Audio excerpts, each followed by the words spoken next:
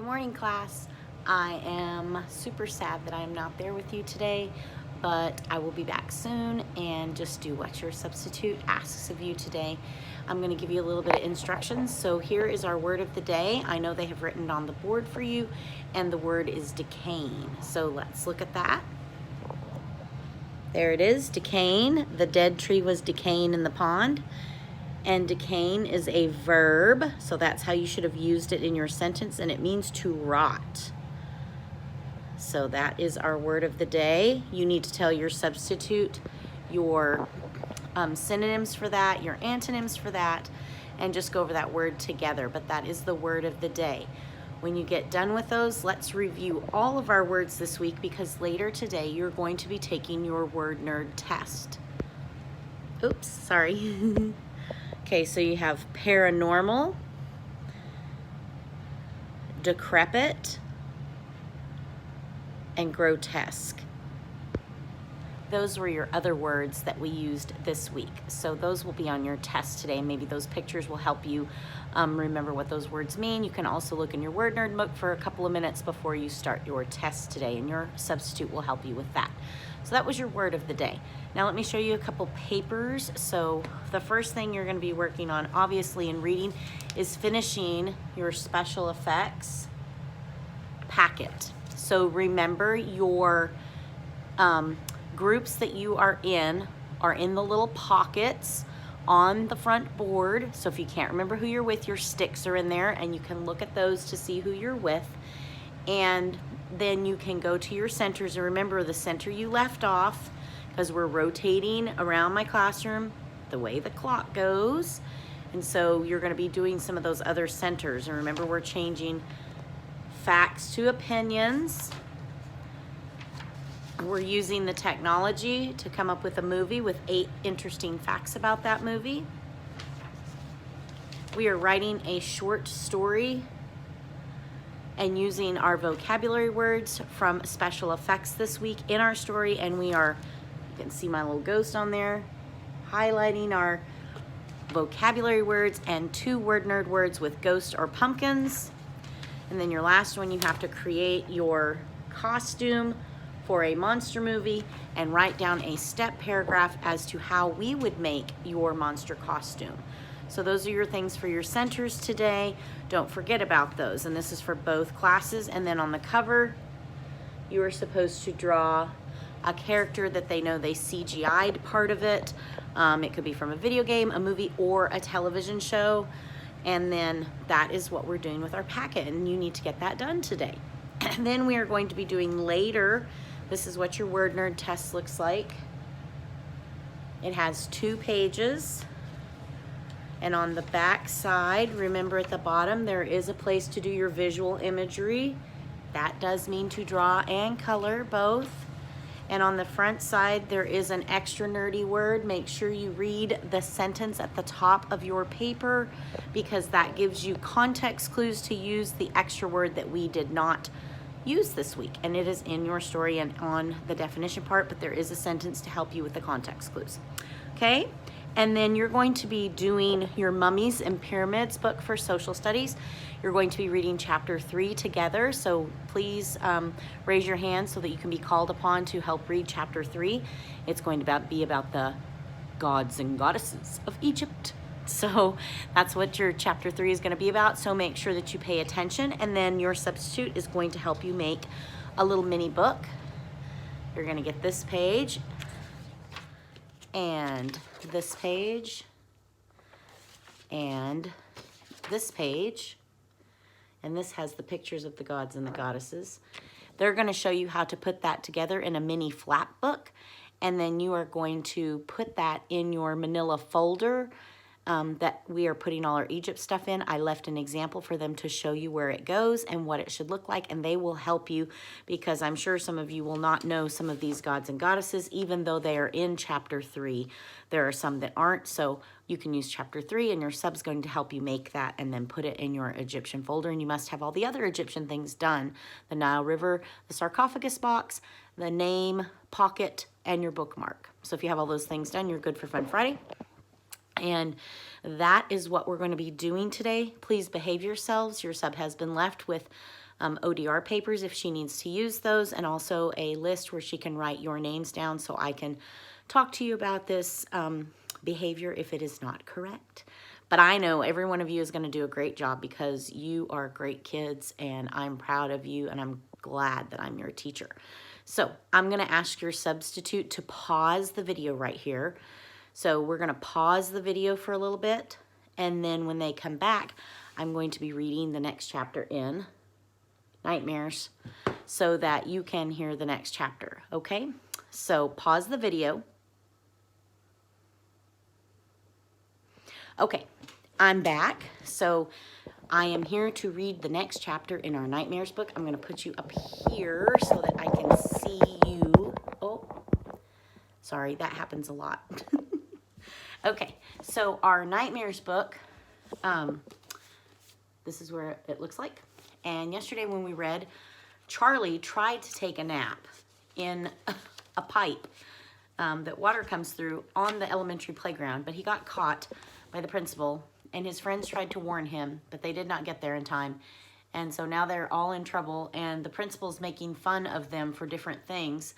And Charlie's wondering why he's doing this, and so are the kids. They're like, man, he's really mean to us, and I don't really know why. But he's a new principal, so they're not really sure about him and where he comes from. So they all were talking about at the end of the chapter that they're all having nightmares about different things. So Charlie's having nightmares about a witch, and Rocco's having nightmares about not passing a test, and Alfie's having nightmares about having to do an athletic event. So they're all kind of having nightmares about things that they're afraid of that they don't think they're good at. Okay, so this one's called Midnight Snack. Nightmares aren't real. They can't come to get you. Charlie had spent the whole afternoon trying to convince himself. Soon he'd find out. It was only dinner time, and Charlie was so tired that he was in danger of falling face first into his soup. If it had been anything other than split pea soup, he might not have minded. He hated split pea soup. But Charlotte was a vegetarian, of course, and whenever she cooked dinner, the rest of them were going to have to eat it. Charlie was lifting a spoonful of green mush to his mouth when the phone rang. It had to be Principal Stearns calling. Charlie groaned inwardly. He and his dad were already barely speaking. The last thing he needed was a lecture about falling asleep in school. "Hello?" his father answered. Then his voice deepened and his spine straightened. "Oh, good evening, Mr. Randall." Oh, sorry, Mrs. Russell. Charlie sighed with relief. Mrs. Russell was the head librarian, and as far as he knew, he hadn't done anything to offend her. Had he? "Really?" Andrew Lloyd broke into a grin. "Is that right? Well, I believe it must have been my wife. Yes, yes, yes. Well, I'm not sure she's ready for that, but I'll certainly pass along that compliment. Thank you so much for taking the time to call us." Charlie's dad returned to the table, Aggie the cat weaving between his legs as he walked. He looked happier than he had all day long. "What was that about?" Charlie asked, looking oddly nervous. Andrew Laird laughed and mussed his hair of his younger son. "Seems you've got an excellent publicist. Jack shared one of your pictures with his classmates in the library today." "Jack?" Charlotte yelped, dropping her spoon in her bowl with a splash. "Why did you take my drawings to school?" Why does it bother her so much, Charlie thought. What is she trying to hide? Jack's cheeks blushed red. "I only took one, Charlotte," he admitted, pulling the piece of paper out of his backpack. "I'm really sorry. It's just so good. I wanted to show everyone what my stepmom can do." "Mom?" Charlie bit down on his spoon so hard that his teeth hurt. The word had the opposite effect on Charlotte. She still looked annoyed, but she leaned over and gave the small boy a squeeze. "Don't do that again," Charlie heard her whisper in Jack's ear. A little bit of knowledge can be a dangerous thing. "Apparently, there was a story written on the back of your picture. Mrs. Russell said the kids all went crazy for this story," Mr. Laird continued. She says she might be able to hook you up with a publisher when you are ready. Wow, that's really, really great, Charlotte mumbled. Charlie kept his eyes trained on her face. Something was going on. He couldn't tell if she was upset or happy, but he knew how he felt. Aren't you thrilled? Charlie's father asked, finally noticing his wife's discomfort. We're all delighted, Charlie snarled sarcastically under his breath, but just loud enough to reach his dad's ears. I'm glad to hear that. Andrew Laird swiveled in his chair towards Charlie's direction. He was not smiling anymore. By the way, that reminds me. Mrs. Russell's call was not the only one I got today. Principal Stearns phoned me at work to inform me that my elder son has been taking naps at school. Care to explain, Charles? The principal hadn't even waited until the end of the school day to get Charlie in trouble. The ogre really seemed to enjoy his job. Charlie would have liked nothing better than to give him a swift kick in the shins. I just took a nap during PE, Charlie said. And science class too, apparently. Is there a reason that you can't pay attention? Charlie's morning chat with his dad was still fresh in his mind. He didn't expect much sympathy. I don't want to talk about it right now, okay? Well, you better start talking about it soon, because Principal Stearns wants to see you in his office, and then he wants you to go see the school psychologist. He thinks if you aren't able to focus on your schoolwork, there's a chance you might have ADD. Charlie's mouth fell open. What's a DD? Jack asked. Out of the corner of his eye, Charlie saw Charlotte's lip twitch. The darkness erupted. Don't you dare laugh at that, Charlie shouted. He could not keep it down.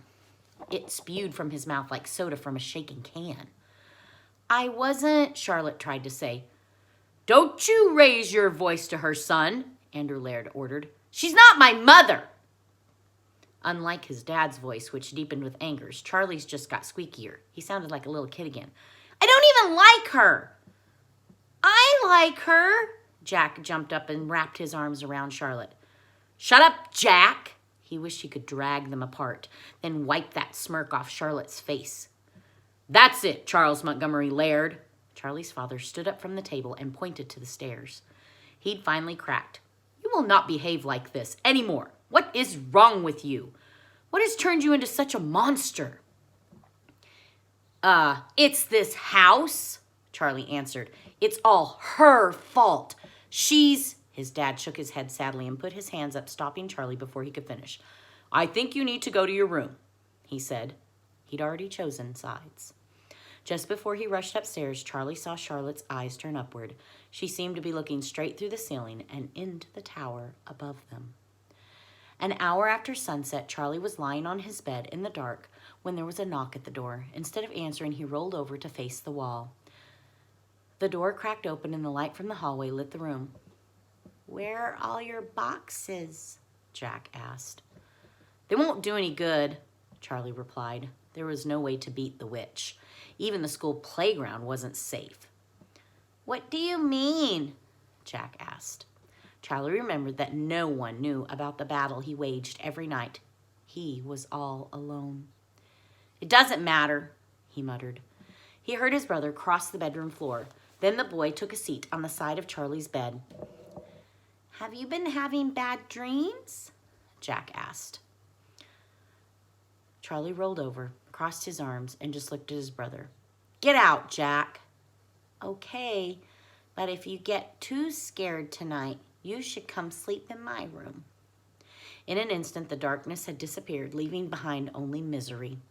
Charlie remembered how things used to be when he didn't have to share his brother and his father. Before Charlotte had come along, they had been a team. Charlie had always believed that nothing could possibly come between them. Now he could see that he had been wrong. Charlie felt the bed rise as the little boy got up. Jack, he said softly. Yes?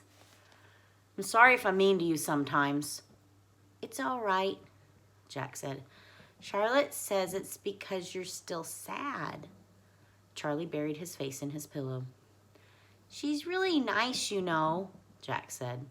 Here, I brought this for you to look at. Maybe it will help. Charlie looked up to see what had been left on the pillow. It was a page from Charlotte's book. You stole another drawing? Charlie asked. You're going to get in big trouble, Jack. Jack shrugged. That's okay. It's not a picture. It's some kind of poem. I don't know what it means. I thought it might help you. Maybe it's some kind of spell to keep bad things away. Do you want to hear it? Charlie nodded silently. Jack picked up the page again. Okay, he said, clearing his throat. Here's how it goes. Monsters, witches, snakes, and demons who've come here from a terrible reason. Whatever it is, I'll figure it out. So I won't be scared. Instead, I'll shout. Witches, monsters, demons, and snakes, I'll fight you as long as it takes. Do you want me to say it again? No, thanks, Charlie said and rolled back to face the wall. I'm way too old for nursery rhymes. I know how it sounds, and I know it sounds silly, but maybe it will help, Jack pleaded. Maybe, Charlie told him. Thanks for trying. Jack sighed, and a few seconds later, Charlie heard him leave the room. As soon as his brother was gone, Charlie did the only thing he could. If the boxes weren't able to keep the witch out of his room, he'd just have to hide. So he emptied one of his 38 boxes and curled up inside the box. And he closed his eyes. He lost the will to fight. He just wanted for the nightmares to begin. But for the first night in ages, sleep just simply refused to come at all. Charlie listened in the dark as his brother brushed his teeth and was tucked into bed by Charlotte. He heard his dad make his nightly sounds, locking doors and turning off lights. Afterwards, the house was silent. Then the faint creaking of hinges reached Charlie's ears. He pulled his knees to his chest and held his breath, waiting to see what would happen next. A floorboard groaned. A stair creaked. Someone or something was creeping down the second floor hall. So that's the end for today, and I will be reading to you next week, maybe in person, maybe on here. So have a nice weekend, and I love you. And remember, kindness is a language everyone can hear. Be kind to each other. I'll see you later. Bye.